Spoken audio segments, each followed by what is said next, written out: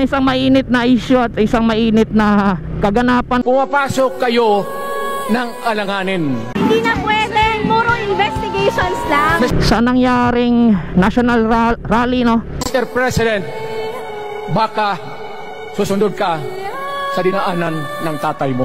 Sinisigaw ng sambayan ng Pilipino. Dapat may managot.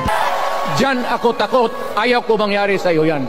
Panagutin yung mga sangkot sa korupsyon. Sabi nating mga kabataan, this is where your taxes go. Sa talamak na korupsyon.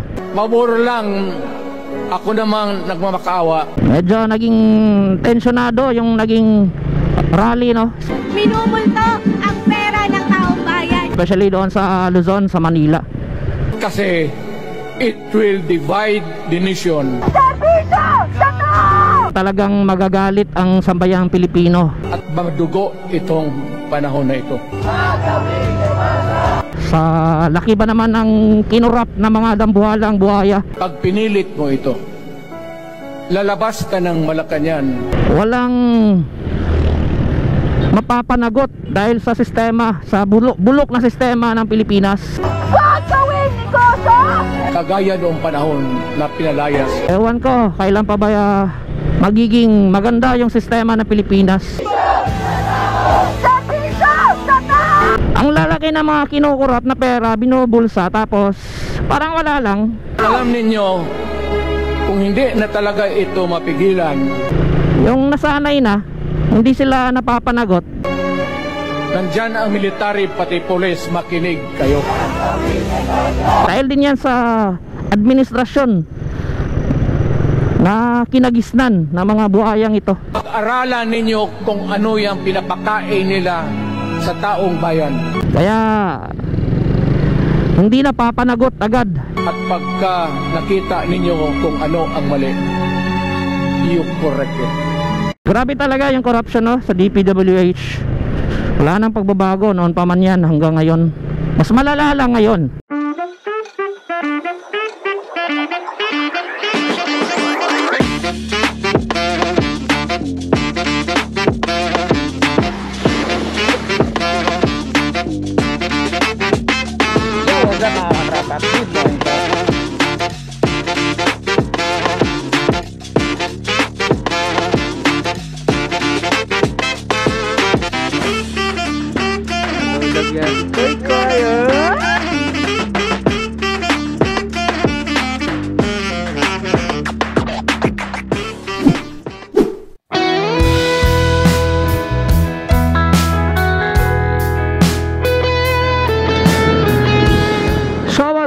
Good morning sa inyo mga amigo, no?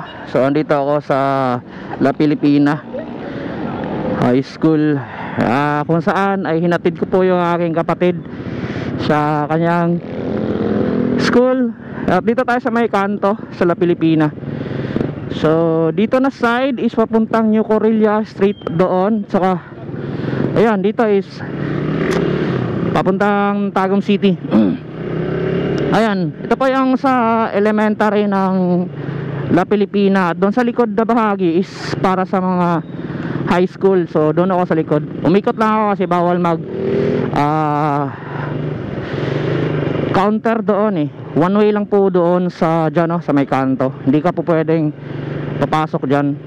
Kumbaga, ayan, umikot ako sa likod ng bahagi. So ayan, sa pagpapalang araw sa inyo lahat dyan. Kumusta kayo at ano mga ginagawa nyo? Ayun, may konting baha dito. Yung tubig walang pagdadaanan, na stagnant. Malakas kasi yung ulan kahapon dito, kagabi. So kaya siguro ganon. Ayun, isang mainit na issue at isang mainit na kaganapan sa nangyaring national rally, no, sa buong Pilipinas, na saan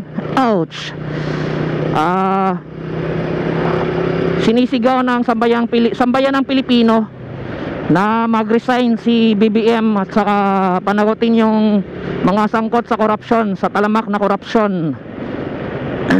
Ayun, medyo naging tensyonado yung naging rally, no, especially doon sa Luzon, sa Manila. So yan, daming mga kaguluhan ang nangyari. Pero at the end, natapos din naman. Saka walang nangyaring alsabalutan talaga doon sa mismong Malacanang o sa kung saan, kasi hinarang na sila ng mga pulis sa kanilang pagrarally. So ayun, talagang magagalit ang sambayang Pilipino sa laki ba naman ng kinurap na mga dambuhalang buhaya.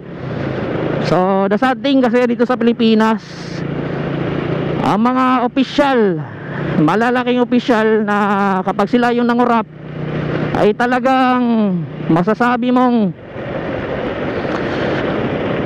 walang mapapanagot dahil sa sistema, sa bulok na sistema ng Pilipinas. Ewan ko kailan pa ba magiging maganda yung sistema ng Pilipinas, kasi nakikita at nalalaman naman natin yan, di ba, sa mga balita na kung saan ang lalaki ng mga kinukurap na pera binubulsa, tapos parang wala lang. Yung nasanay na, hindi sila napapanagot dahil din yan sa administrasyon na kinagisnan ng mga buhayang ito. Kaya hindi napapanagot agad yung mga nagko-corrupt ng malaki. Ayan, inaayos na nga dito yung daan. Bakit lagi ito inaayos? Okay naman itong daan na ito eh. For what reason? Yung DPWH maghahanap lang talaga ng pwedeng maging project para yung budget nila na naiwan ay mailagay, no, magamit. Marami naman sana yung mga daan na hindi pa sementado, dapat doon sila nakafocus, hindi sa mga ganito na actually okay naman ang daan dito eh, naka-aspalto sa ibabaw, tapos ngayon na tinanggal yung aspalto. Grabe talaga yung corruption, no, sa DPWH. Wala nang pagbabago noon pa man yan hanggang ngayon. Mas malala lang ngayon sa panahong administrasyon ni BBM. Hanep, no, kung iisipin mo, ikaw yung presidente at alam mo yung corruption na nangyayari, para tayong tanga eh, niloloko na hindi daw niya alam yung corruption na nangyayari.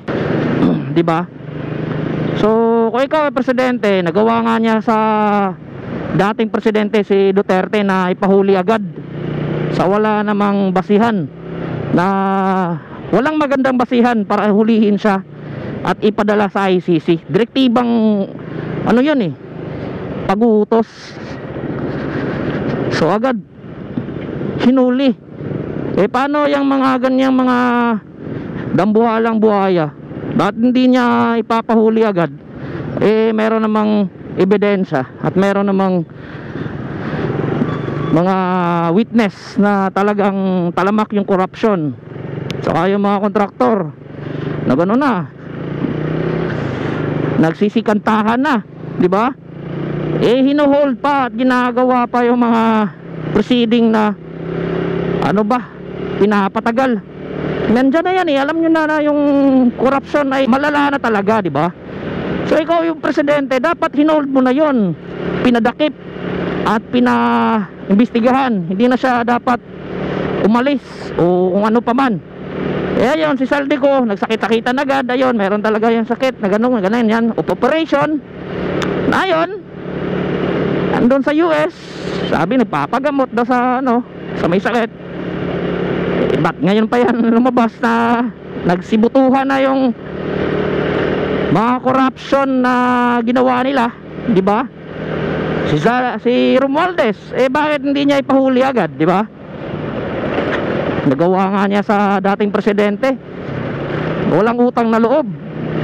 Na sa dami-dami yung isipin mo, sa dami-dami ng mga presidenteng dumaan, only President Duterte lang ang nakapagpalibing ng kanyang ama sa libingan ng mga bayani, di ba? Kahit lahat ng sambayan ng Pilipino against na ipalibing si late President Marcos, yung ama ni BBM, di ba? Si Duterte lang ang may malasakit, di ba? Wala talagang utang na loob itong Marcos na ito, itong si Bongbong Marcos. Ako actually bumoto ko sa kanya nung election kasi isa ako sa naloko eh. Si tinandem sila ni Sara. Nagtitiwala tayo ka Sara, hindi ka BBM. Kasi si Sara yung katandem at saka akala kasi natin yung tandem nila is magiging maganda. Ayun pala ay ginamit lang pala talaga si BP Sara, no? Sa may team na balak na mga Marcos. Pero sa tingin ko yung gumaganap talaga sa pagiging presidente ni BB Marcos itong mga Romualdez sa Araneta. Sa tingin ko lang, yun ang parang observation ko. Si BBM naman walang panindigan sa sarili.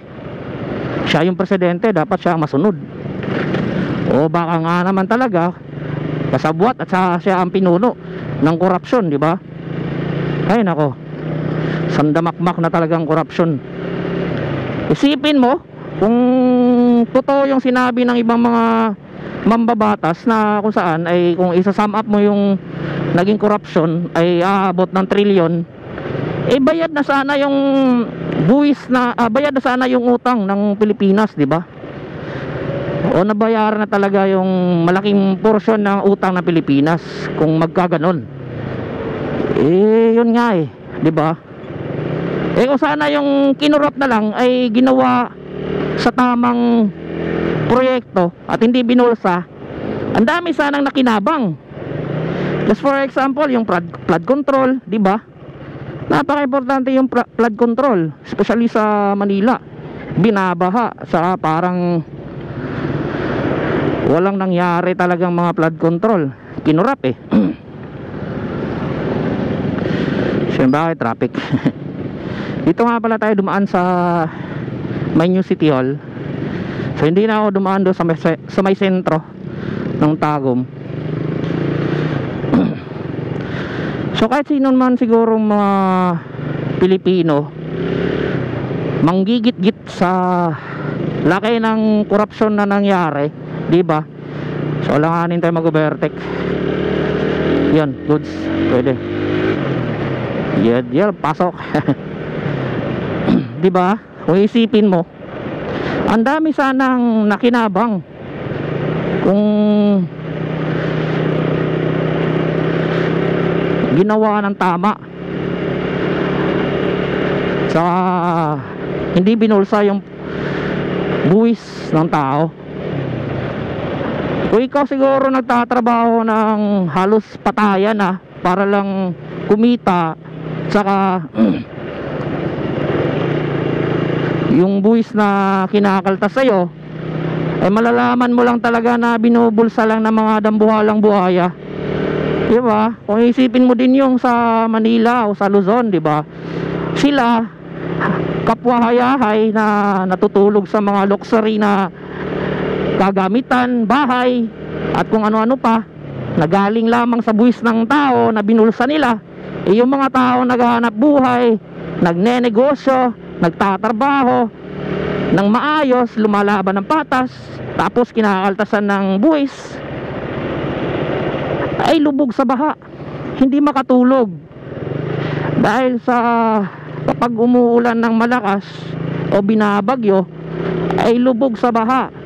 Alanganin pa yung buhay ng iba dahil sa nakatira sa critical danger zone na talagang lagpas tao yung baha. Di ba? Kung isipin mong ganun, kung sana kung maganda yung pagkagawa ng mga flood control na ginawa nila, maiiwasan yung mga ganyan masisiyahan pa sana yung mga sambayan ng Pilipino. Ang ginawa nila ang tama, yung kanilang trabaho, isip pa sa public servant. So masasabi ko talaga matatapos na lang yung termino yan ni BBM walang mapapanagot at walang makukulong. Kasi nga yan ang nangyayari sa administrasyon ngayon. Tulungan sila eh. Halos lahat dyan ng mga congressman, hindi naman lahat pero halos lahat, mga buhaya. Number 1 talaga yan si Romualdez tsaka si Saldico. Grabe no. So noon lahat ng mga ibang mga Pinoy ay galit kay Inday Sara dahil sa pinagsasabi niya about kay Zaldico at saka kay Romualdez na sila lang dalawa yung naghahawak ng budget ng Pilipinas. Eh ayun, bumuto. Naipakita nga talaga na totoo ang lahat ng pinagsasabi ni Inday Sara. Hanip, di ba? Kaya masasabi mo na nakakawalang gana yung sistema ng Pilipinas. Paulit-ulit, parati na lang.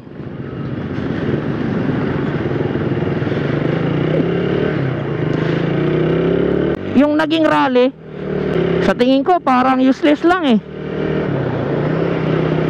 Kasi hindi naman yan bababayan si BBM eh. Hindi mapapanagot sa lahat ng katiwalian, korupsyon. Wala. Hindi gaya sa nangyari doon sa Nepal, di ba? Action, talagang action na action. Kaso nga lang, yan sa Nepal, yung mga iba mga authorities, yung police at saka mga sundalo ay nakisama na din. Yun nga sabi ni Presidente, grabe ni Kuya oh. Ang sipag ni Kuya, ang daming karga. For delivery siguro yun, di ba?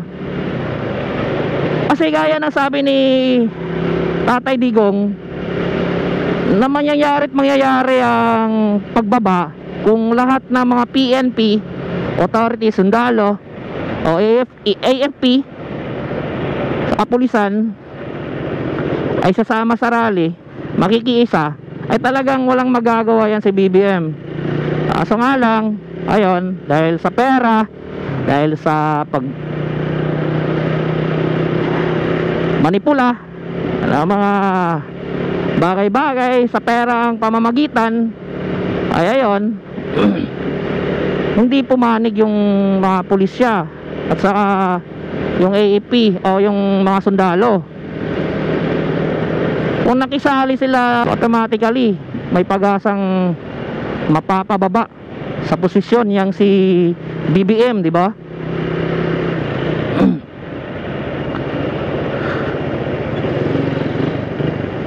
Teka, parang may nanguhuli ata eh.